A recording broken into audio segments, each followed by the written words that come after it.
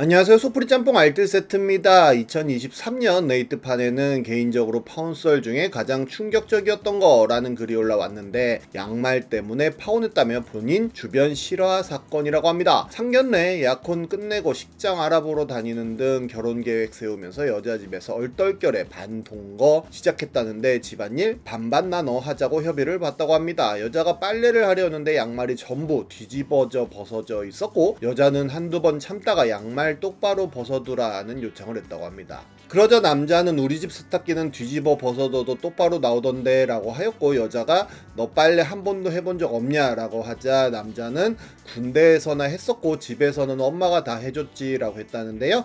여자가 세탁기에 그런 기능은 없고 시엄마가 다 손수하신 거야 라고 하자 남자는 그럼 너도 이제부터 그렇게 하면 되잖아 라고 했다고 합니다. 여자가 자기가 똑바로 벗으면 되잖아 라고 하여도 남자는 귀찮아 라고 했다는데요. 여자는 순간 내가 평생 양말 뒤집어서 빨래하겠구나 아득해졌다고 하며 세탁기 앞에 앉아서 남자 쪽 바라보는데 폰게임 하면서 쳐다보지도 않았다고 합니다. 약간 과장 섞여서 미래가 보였다고 하는데요.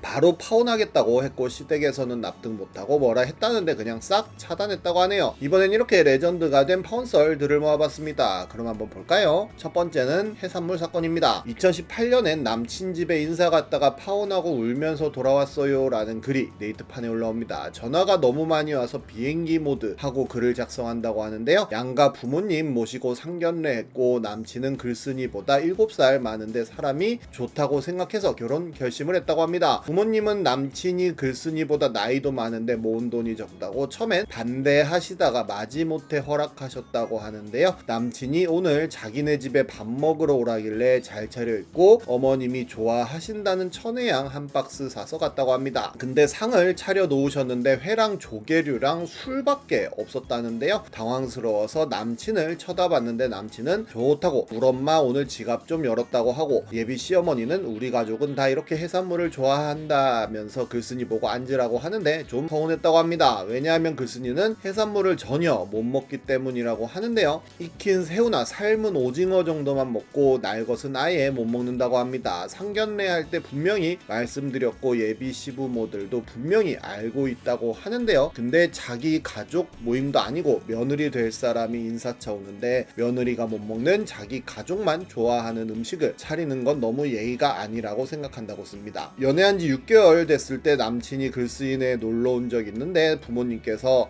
남친이 좋아하는 산낙지랑 멍게를 준비해 주셨다고 하는데요. 글쓴이네 가족은 전혀 못 먹는 음식들이라고 합니다. 앉으라고 해서 앉긴 앉았는데 아무런 밑반찬도 없고 밥도 없고 국도 없어서 그냥 멍하니 앉아만 있었는데, 아무도 심지어 남친도 자기 먹는 것만 바쁘지 글쓴이 보고 먹어보라는 소리나 왜 안 먹고 있냐 이런 소리도 안 했다고 합니다. 그러다 순간적으로 눈물이 약간 맺혔고 그때서야 예비 시아버지가 아 맞다 너 해산물 못 먹는댔지 마땅히 먹을 게 없겠구나 라고 하였고 그 말에 와르르 무너졌다고 합니다. 그때 예비 시어머니가 너 과자 좋아한댔지 과자라도 먹을래? 라며 자갈치를 한 봉지 줬다고 하는데요. 남친은 그제서야 고개 들고 눈치 한번 보더니 햄버거라도 하나 시켜줄까? 라고 했다고 합니다. 결국 눈물이 터졌다고 하는데요. 남친은 당황해서 엄마 갈비찜이라도 하나 하라고 했잖아 라고 하고, 예비 시어머니는 손이 많이 가고 시간이 촉박해서 못하셨다고 했답니다. 사람 대접도 못 받는 것 같고 너무 수치스럽고 상황이 미치게 싫어서 오빠 우리 결혼 없던 걸로 해요 하고 가방 들고 나오는데 현관문을 못 열었다고 합니다. 처음 가보는 집이다 보니 어떻게 여는지 모르겠었다는데요. 시아버지가 글쓴이 붙잡으면서 너 먹고 싶은 거 시켜줄 테니 좀 진정하고 우리가 생각이 짧았다. 근데 그래도 어른들 있는 데서 이렇게 가버리는 건 좀 아닌 것 같다. 앉아서 얘기를 하자 하시고 시어머니는 음식 책자 뒤지고 계시고 남친은 미안해 미안해 이 말만 하고 발 동동 구르길래 예비 시아버지한테 문 좀 열어달라고 쳐다도 안 보고 얘기하니 한숨 쉬면서 열어줬다고 합니다. 엘베가 빨리 안 오길래 계단으로 내려가니까 남친은 신발도 안 신고 따라 나오고 시어머니는 그냥 보내고 오라고 소리 지르시고, 남친이 자기가 잘못했다고 비는데 뺨 한 대 치니까 따라오지 않고 욕만 하고 서 있었다고 합니다. 택시 잡아 타고 집에 가는데 기사님이 예쁜 아가씨가 왜 우냐고 달래주시기에 펑펑 울면서 기사님한테 하소연했다고 하네요. 기사님이 그런 집에 시집가면 안 된다고 같이 화내주셨다고 합니다. 그나마 다행인 건 아직 신혼집 가계약금 안 걸었다면 이게 불과 7시간 전에 있었던 일이라며 마무리를 합니다. 갈비찜이라도 하나 하라고 했잖아 한 거 보니 1000% 일부러 저런 거라며 회 안 먹는다고 엿먹이려고 그런 거라며 조상신이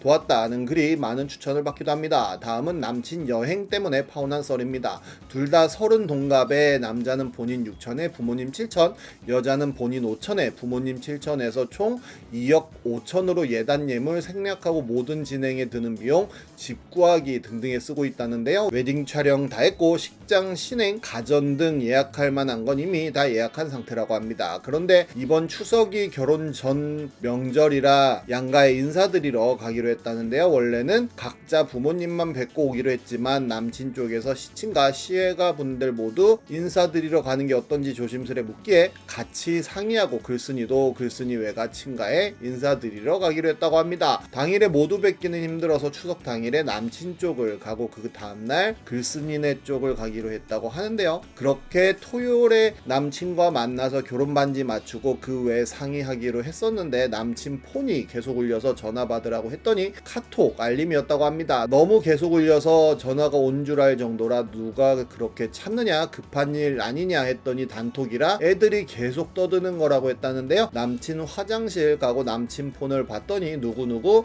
장가 가기 전 마지막 여행 어쩌고 저쩌고 이러길래 아 다같이 여행 가는구나 라고 생각했고, 남친 돌아왔을 때 친구들이랑 여행 가? 라고 묻자 뜬금포로 미안해 라는 이야기를 했다고 합니다. 미안할 게 뭐 있냐고, 근데 왜 말을 안 하고 있었냐고 하니 그럼 괜찮아? 라고 했다는데요. 괜찮고 말고가 어딨냐고, 어디로 가? 언제 가? 라고 물어봤더니 눈이 더 커지더니 막 당황을 했다고 합니다. 알고 보니까 명절 다음날 떠나는 거였고 글쓴이가 날짜까지 알고 물어보는 줄 알고 미안하다 소리가 먼저 나온 거였다는데요. 글쓴이가 막 화가 나서 장난하냐, 말도 없이 약속 잡고 나한테 도대체 뭐라 하려고 했냐, 우리 집 어른들이 웃음냐 막 이러고, 남친은 친구들이 그때밖에 날짜가 안 된다 했다, 너한테 너무 미안해서 어떻게 말을 꺼낼지 생각 중이었다 라고 했다고 합니다. 바로 물건 챙기고 가방 메고 일어났는데 팔을 붙잡길래 그냥 쳐다보니까 팔을 그냥 놨다고 하는데요. 그리고 친구들을 만나서 대화했고 집에서 혼자 많은 생각을 했고 파혼으로 마음을 굳혔다고 합니다. 지금까지 전화 문자 카톡이 오는데 미안하다는 말뿐 여행 취소했다는 말은 절대 안 했다는데요. 그리고 후기 글이 올라왔는데 정말 살면서 처음으로 정신과나 심리센터 가야겠다는 생각이 들 정도로 정신적으로 힘들다며 글이 시작되었는데, 어제 네이트판 글을 보고 누군지 알아보고 연락 주신 분이 계셨다며 밴드 캡처를 보내줬다고 하는데, 읽어보니 성매매 업소 이야기 같았고 지하에서 초이스에서 몇 번 빼고 위에 방으로 올라가서 어쩌고 저쩌고 였다고 합니다. 있지도 않은 가짜 친구를 만들어 이름도 뭘로 할지 정하고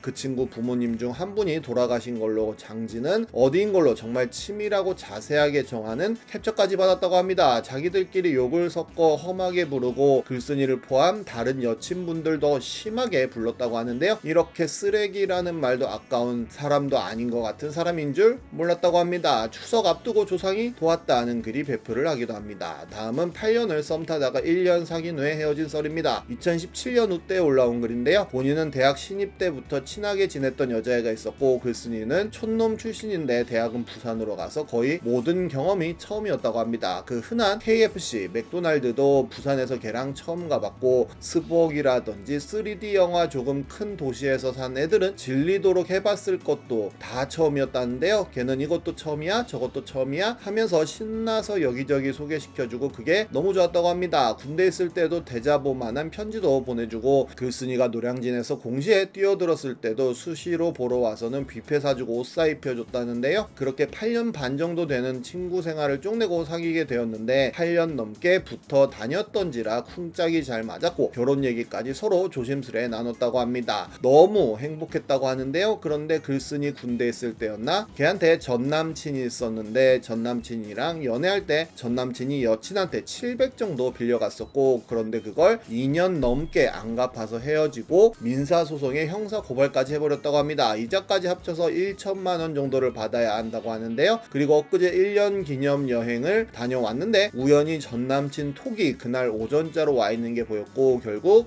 여친이 설거지 하는 도중 전남친 톡방에 들어가 봤더니 크크 흐흐 천지의 마지막 전남친의 톡 내용은 데이트 잘하고 와 였다고 합니다. 전남친은 계속 보고 싶다 하고 있고 여친은 나 같으면 돈 빨리 갚고 제대로 보겠다 라고 했다는데요. 그리고 여친은 자기가 더 변태면서 라고 썼다고도 합니다. 그렇게 여행이 끝나고 여친 네이버 아이디와 비번도 알려줘서 네이버 클라우드에 들어갔더니 휴지통에 본인과 사귀는 시점에 찍었던 전남친들과의 사진이 보였다고 하는데요. 너무 어지럽고 머리가 아프고 속이 울렁거려서 밤새 토했다고 합니다. 다음날 여친에게 그 이야기를 했더니 미안하다며 다신 연락 안 하겠다며 그냥 술친구라는 이야기를 했다는데요. 돈 받고 끝낼 사이여서 어차피 길게 이어질 사이가 아니라 만났던 거라고 하길래 그렇게 글쓴이는 우린 끝났다며 두 번 다시 연락하지 말자고 어제 헤어졌다고 합니다. 정말 조상님이 도왔다고 밖에 생각이 들지 않네요. 지금까지 속풀이 짬뽕 알뜰 세트였습니다.